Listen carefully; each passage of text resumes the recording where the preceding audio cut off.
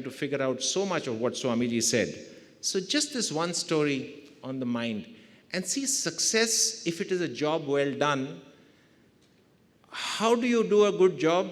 Finally, with all your talents, finally with all your knowledge, finally with all the resources available to you, you will do a job well, A, if you work hard at it, and B, you will do a good job if you focus on it. And I'm coming to a word called concentration. And I'm going to talk about concentration, or I'll define concentration through a definition that I came across a book through another Swami. His name is Swami Parthasarthi. And his definition of concentration is the intellect supervising the mind to remain in the present. The intellect supervising the mind to remain in the present. Swamiji beautifully talked about a sportsman's mind going in the past and the fact that you needed to block the past. But I'm going to give you a very powerful example. And this example, it's a real story. It's a true story. It's a story of a young kid called James Watana, all of 17 years old, has just won the World Amateur Snooker Championship. And at 17, he goes to England. And in Birmingham, his first championship, he's playing the World Meta Masters in 1991 with a first prize of £200,000. He comes from a broken home in Bangkok. His mother used to be a kind of cleaning the tables at a snooker club in Bangkok, and that's where he picked up the sport as a 9-year-old. At 17, World Amateur Champion. At 17 and a half, Birmingham, England, World Professional Snooker Championship. And he starts playing, and he's playing brilliant snooker. First round, he wins, thrashes his opponent. Second round, wins, thrashes his opponent, playing brilliant snooker. The British press, this is the World Professional Snooker Championship. And the press is getting involved. This young kid from Thailand doing exceptionally well, playing so good. For the first time, the British players were being beaten by Asian, and they start building him up. They started calling him the Typhoon from Thailand. That was the kind of power with which he was playing. And he reaches the quarterfinals. His game is just going up. His focus, he looks like a monk. His focus is immense. His concentration is absolutely spot on. His game and his skill in perfect display. And he reaches the final. Same, absolutely ascending. In the final, he's playing a guy called Jimmy White. At that time, 1991, at the NEC, playing Jimmy White, the most talented player ever. That was the tag given to Jimmy White. He's playing Jimmy White in the final. It's a best of 15 frame final. Best of 15 games final. And Watana is leading 7-3. He is continuing his dream run. One more frame, and he is the world champion. And at 7-3, and this championship is being covered live. There are like 7 cameras literally peering into his face as he bends down. And at 7-3, suddenly, there's a drop in his game. And the score becomes 7-4. Jimmy White was kind of struggling. He suddenly started improving his game, and it became 7-5. Watana's game dropped further, 7-6, 7-all, and James Watana lost 8-7. As he lost, this is the protocol in professional snooker. The minute you lose, he was just putting his cue back in a bit of a daze. The press officer just, caught him as in just nudged him and took him to the press room. Straight, 1 minute after he had lost with his cue, press room, live TV, live, all the press people from all over the world, and they put him in front of a table and a mic. And the press just asked him, Watana, what happened? And his answer at 17 and a half, his answer is the most honest answer that I have ever come across in the world of sport. No sportsman really, when they talk to the press, they don't really tell you what is in their heart and what is in their mind. It's all faff. And this was Watana's answer. Broken English, young kid, he had not gone to school, and his answer was this. And I will try and enact that answer for you. and this is what he said. He said, when I was 7'3" up, my mind, it traveled to Bintang Ting Tuk. He named a street in Bangkok. My mind, it traveled. He is in Birmingham at the National Exhibition Center in a match arena. When I was 7'3" up, my mind, it traveled to Bintang Ting Tuk. And in that street, my mind, it traveled to one house. And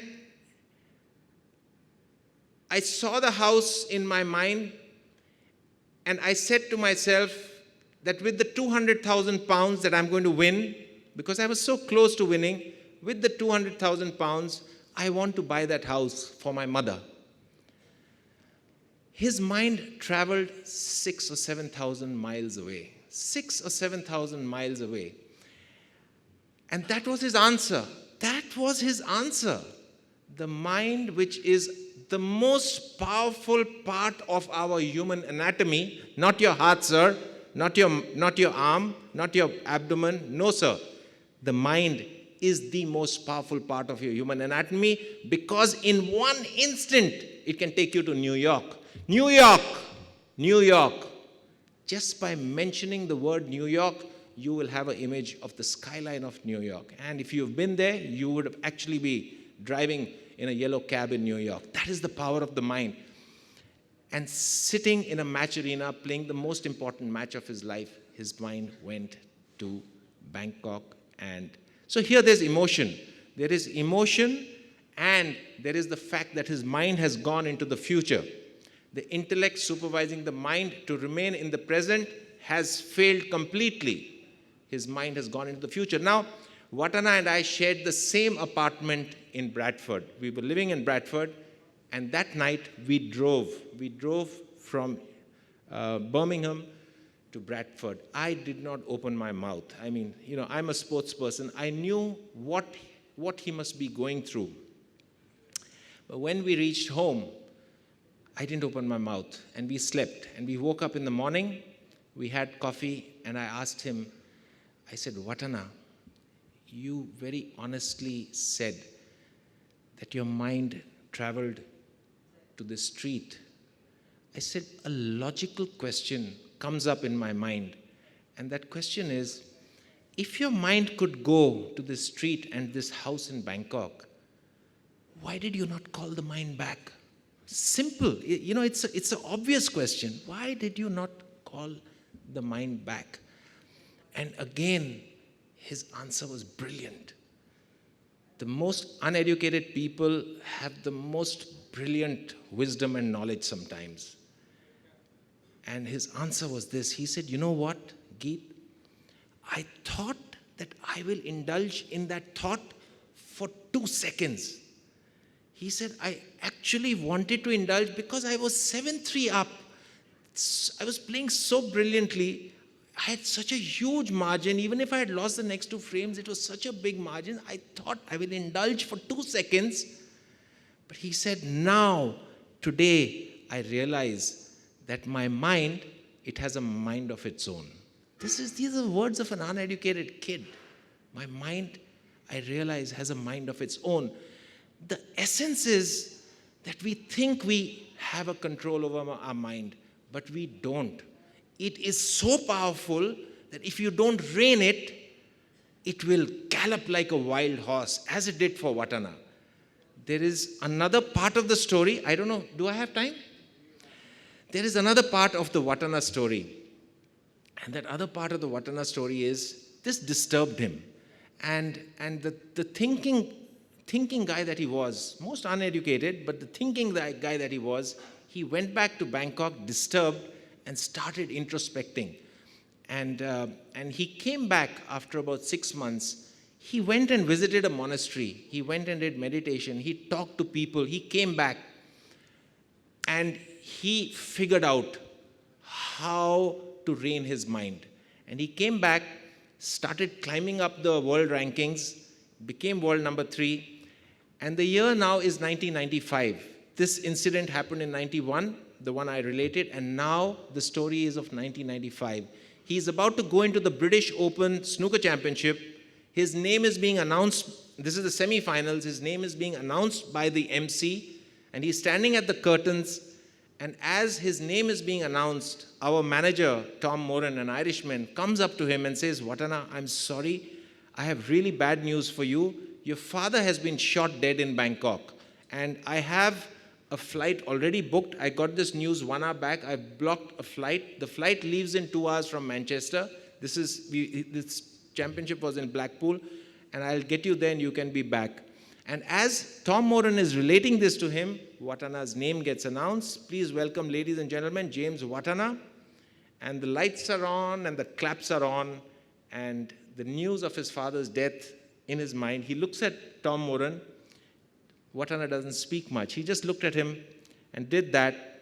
He went into the match arena and he scored his first visit to the table. He won 4-0, but he scored a 147 break. It's like scoring 6 sixes in 1 over in a T20 match. That, ladies and gentlemen, is the power of the mind if reined. I'm going to catch on one more word that Swamiji said. He mentioned the word simplify your life. You said that, Swamiji? Simplify your life. You want to focus? You want to concentrate? So the question that gets asked is, how do you have this concentration? How have you developed this concentration? The answer to great concentration and the ability to rein your mind is not God-given. It's not a stroke of lightning. It's not a stroke of luck. It is simply simplify your life. And if I look back, and if when I talk to Prakash Padukone, and if when I talk to a Leander Paes, and if when I talk to P.T. Usha, and if when I talk to any sports person who has really, really achieved some, legendary kind of achievement and performance, they all have one thing in common.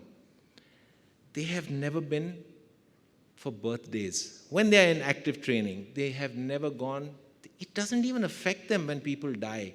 So in a sense, they're almost like robots, almost unemotional.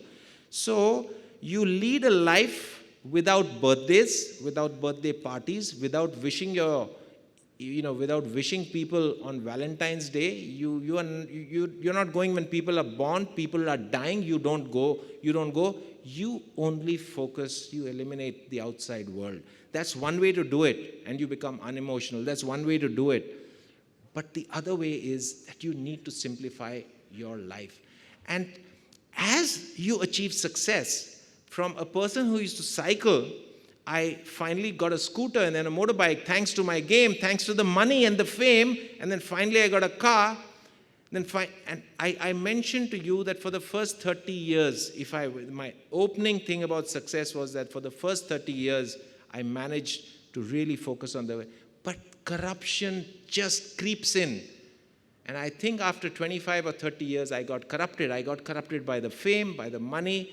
And when I look back today, I'm now talking of concentration and the fact that uplifting your lifestyle can actually corrupt your concentration. Why? Because I have money. And if I have money, I want to buy a house. And my God, just buying a phone, just buying a mobile phone, how much time do we spend in doing research, in trying to find out which phone to buy? Imagine buying a house. You spend 6 months of your time going and seeing which house to buy. You get your wife into the picture, your children into the picture. And when I look back, every time I bought a house, I lost a world championship. Every time I bought a car, that year I lost a world championship, and that is the corruption of money, fame, and power. It comes. It will come and we will succumb. But at least let's be aware about it. And if you can in some manner prevent that, I think your focus and your concentration levels will be great. I am now, after 40 years, I am more or less convinced. I have not read the Bhagavad Gita, Swamiji. I have not read, the Quran or the Bible. But 40 years of doing meditation on a billiard table, I am convinced, and because I have experienced this massive joy, the massive joy when you get lost in concentration, in meditative concentration, where I've had out-of-body experience, that was the intensity of my concentration. I can tell you with some degree of authority and intensity that it is the essence of our being. It is the essence of our joy. It is the essence of our living. Concentration. Can you imagine our relationships? He talked about divorce. Our relationships depend on this one thing, this one word, concentration. I'll tell you why a relationship suffers because of a lack of concentration. And I'll give you, can you imagine two lovers, okay, a boy and a girl, 21 and 20 or 21 years old, and they are in love, and they're sitting on the beach, and they're arm in arm, and they're looking into each other's eyes. It is complete concentration. The outside world does not exist. And it's a beautiful moment. It's ecstasy. Just being in love, a boy and a girl. I'm talking about romantic love.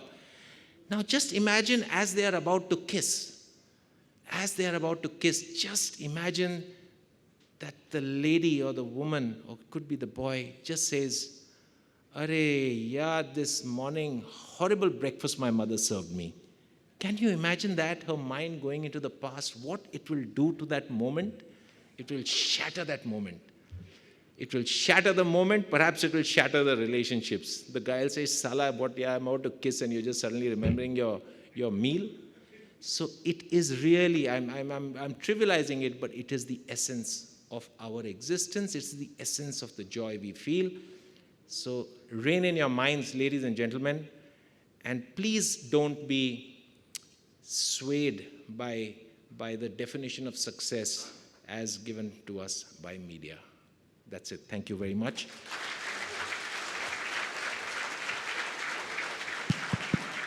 That was Geet Sethi for you. That was an extraordinary character depiction. Not only Vathana, and you yourself is true to yourself in terms of real reflection of emotion. And I'm sure a lot of questions needs to be answered, but in view of time, we have a valedictory session. The hall needs to be surrendered back to some other function as well. You can take it offline, both with Swamiji as well as Mr. Geet Sethi. And we have to conclude the session as you've been advised. Thank you, ladies and gentlemen, for your kind attention. I thoroughly enjoyed as much as you. It was a wonderful, wonderful, eminent spiritualist and a sports person. It is a pleasure and privilege for me as well as a banker. Thank you. Thank you, sir. May I now request Mr. L. Ramkumar, Honorary Treasurer, Madras Management Association and Managing Director, Tube Investments of India Limited, to kindly present mementos to the dignitaries. Ladies and gentlemen, once again, a big round of applause. What a session this has been. Thank you very much, Swamiji and Mr. Geet Sethi.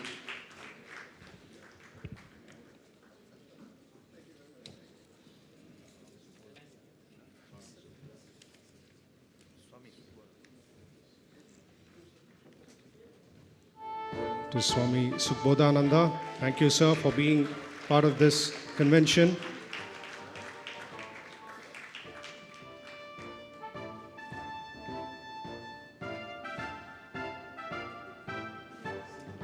And to Mr. Geet Sethi.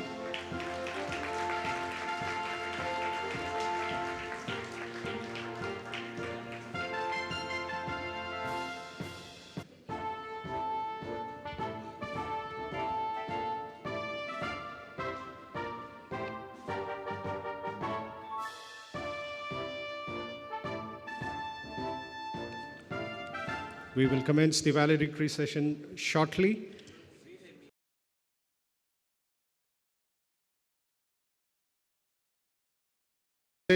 May I now invite the dignitaries to take their place on the dais. I invite Mr. T. Shivaraman, President, Madras Management Association and Managing Director and CEO, Shriram EPC Limited.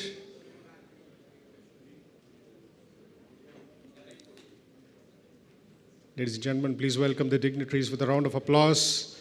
We are commencing the valedictory session. I now invite Mr. R. Srikanth, the Convention Chairman and Senior Vice President, Madras Management Association and Joint Managing Director, Breaks India Private Limited. Our guest of honor, Mr. Ravi Vishwanathan, President, Growth Markets and Head Chennai Operations, Tata Consultancy Services. I also invite our chief guest for today, Mr. R. Dinesh, Managing Director, TVS Logistics Services Limited, and Group Captain R. Vijay Kumar, Executive Director, Madras Management Association. I now invite Mr. T. Shivaraman, President, Madras Management Association, to deliver the welcome address.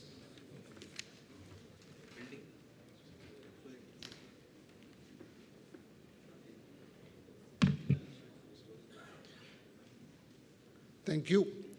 I think it's been a fantastic session and a fantastic day. It's my privilege to welcome you for the valedictory session. I think it's been a very, really great seminar till date.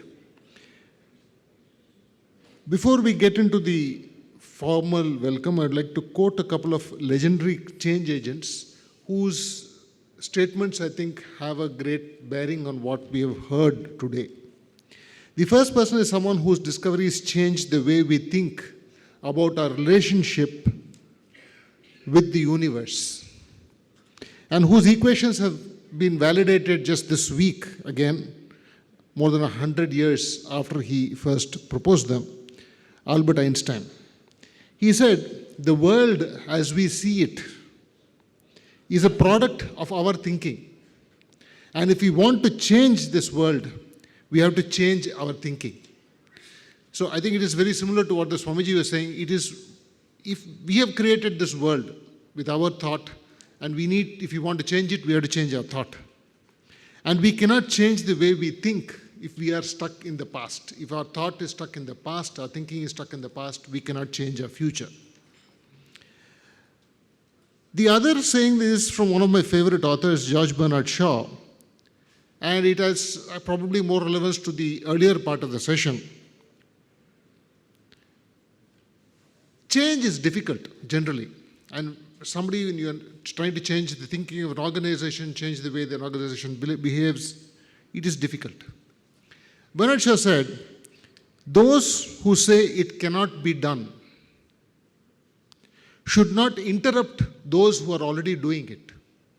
Which means that if somebody is already changing, somebody is already working on change, working to change the world, if you can't be part of it, you can't join it, you can't support it, get out of the way and let him get on with it. Let him get on with the job. I think as an organization, MMA has been to some extent changing. 60 years ago when or 59 years ago when we were founded, of course, I was not even born then. The focus, the philosophy was something.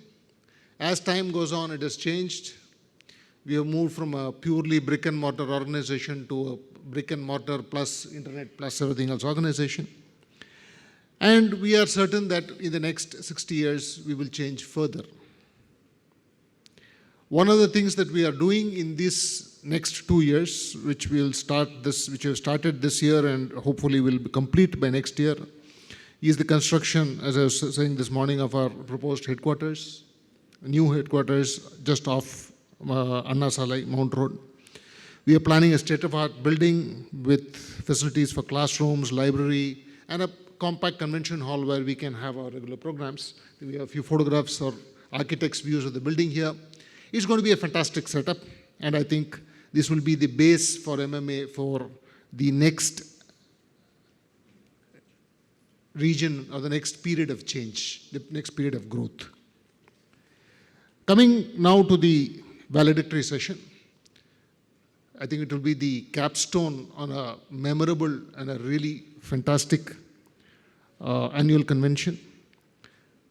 It's my privilege to welcome our chief guest, Mr. Dinesh, Managing Director, TVS Logistics Services, who has taken time out from his incredibly busy schedule to come join us. Mr. Dinesh has been a great change agent and has created a tremendous organization in TVS Logistics, and I'm personally eager to hear him speak. I also have great pleasure in welcoming our guest of honor, Mr. Ravi Vishwanathan, President and Head of Chennai Operations, Tata Consulting Services. A extremely special thanks to him for having accepted our invitation at extremely short notice to join us. As you are aware, we were supposed to have had a member of parliament with us, but given the political situation, I think he has been forced to remain in Delhi. So thank you, Ravi, for joining us at such short notice and sharing with us your experience in a great organization, TCS.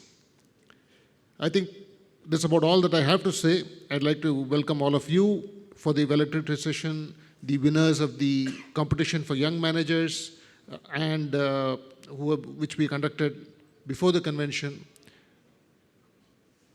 Welcome to the delegates, people who are in the hall and people who have probably stepped out for maybe a coffee and maybe a smoke break.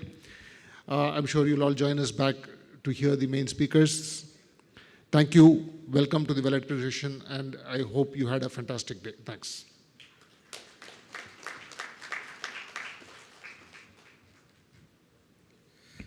Thank you, sir. Mr. Ravi Vishwanathan is the president of TCS Growth Markets Business. He's been in the Tata Group for over 25 years and has been an integral part of TCS strategy formulation and execution teams. Mr. Ravi Vishwanathan is the former president of Madras Management Association and is currently the president of Indo-Australian Chamber of Commerce. I invite our guest of honor, Mr. Ravi Vishwanathan, to deliver the keynote address.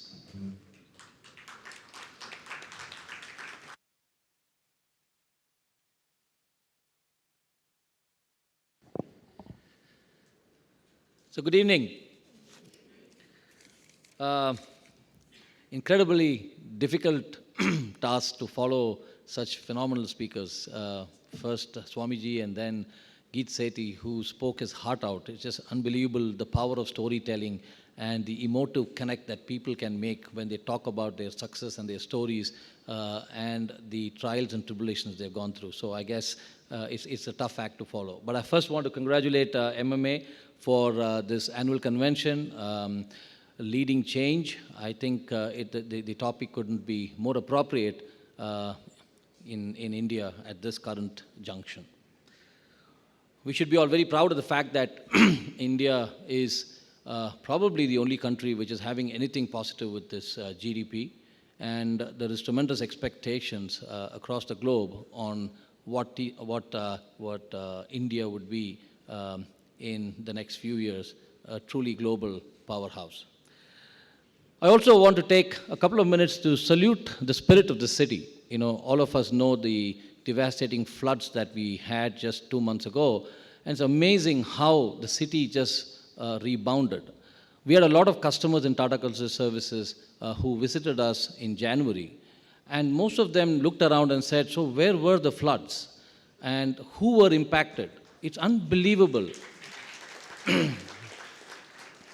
It's unbelievable the way the city has rebounded, and the enormous amount of volunteerism that one saw in the city makes me feel so proud. And you know, we at MMA would definitely want to salute all of those who have been helping out at this time in Chennai. But when it comes to leading change, you know, I thought I should talk to you about one of probably the most important people in the field of Indian information technology. Dr. F.C. Kohli, Fakir Chand Kohli, was instrumental in bringing TCS up during the early formative years. Many probably don't know that TCS was formed in 1968, and Mr. Kohli started his career in 1971. And when he retired, he refused to write a book. So a few of us got together and collated a lot of his speeches and put together a book which was the speeches made by Dr. Kohli. And while I was doing that with the team, there was one speech which stood out. And I have said this many times internally and in multiple forums, This was a CII convention that he was talking in the year 1974. Okay, it's very important for you to remember, 1974. In 1974, he said that India could never have participated in the Industrial Revolution because she did not have the financial capital to participate in it. But this is 74, and he says, 20 years from now, there will be another revolution, and that would be the knowledge revolution. And if we are not prepared, then we'll have to blame for ourselves, because we just shouldn't participate in the knowledge revolution. We should be leading the knowledge revolution, because the knowledge capital that we have in this country is unparalleled. And thankfully, a lot of things happened to a point that today, most of the leading tech companies anywhere in the world either are Indian companies or manned by Indians, which is a tremendous pride, and it's also should speak a lot of the vision of some of the people who led this industry.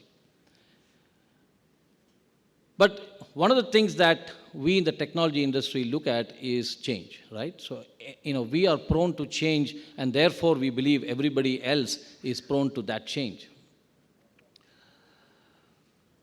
In TCS, as we evolved, every step we looked at what changes are going to be driving our customers' businesses, and therefore what we need to do to help our customers in solving their problems, using the newer and innovative technologies that were coming forth. In the current period, we call it the era of digital, right?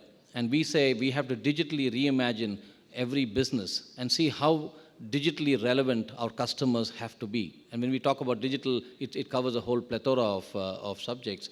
But predominantly, it's about mobile, social, the Internet of Things, robotics, the cloud, and so on. And we believe that it will have an impact in every industry, every industry. We are celebrating Make in India right now, right? If you saw the papers today, 13th to 20th, I think, is the week where in Maharashtra, the government is celebrating the Make in India. It's an irony that software is not considered as something which is made in India, which is pretty sad. But the fact is that even if it is in manufacturing or healthcare or retail or entertainment or education, everything is going to revolve around this new concept which is driving change, which is technology. So no longer are we going to have these huge factories which are going to be rolling out thousands and thousands of products. Instead, maybe we'll have far more smarter factories which will have enormous amount of automation and be able to utilize, therefore, the enormous power of the mind that the previous speaker spoke about in creating innovative products. Manufacturing is going to be about me going to a place and saying, hey, I want this type of a car, and I should be able to ship my requirements, and I get a personal car made, if possible. I don't think it's impossible, but it will be possible in a few years' time. We are living in the age of 3D printing. I don't know if you've been following the papers. About 6 weeks back, a Bangalore-based company actually 3D printed a duck's leg. And they were able to save the leg of a duck. It's only a matter of time before this evolves into every aspect of manufacturing that we know of today. If you look at healthcare, we are going to be very soon, in the very near future, be looking at healthcare being more personal. When I say personal, it's going to be really looking at what you as an individual would require, and not something which is generic, which is off the counter, off the shelf, which is applicable to 90% of people, but something which is very specific to you. So in TCS, we've been talking to some of the leading biotechnologists, and it's sometimes scary as to where these advancements are going, but I guess it is inevitable because that is change, and nobody's going to stop that pace of this concept called change. So I was talking to these biotechnologists who say that everybody can have a robotic implant which will keep measuring in real time the amount of creatine or anything that you want, that you may, and then be able to download or drugs into your body, which is stored somewhere in your system. It can sense blood sugar going up real time and be able to manage either with insulin if required or otherwise, but take preventive care then and there, because there is intelligence embedded in these robotic implants which would be there in your human body.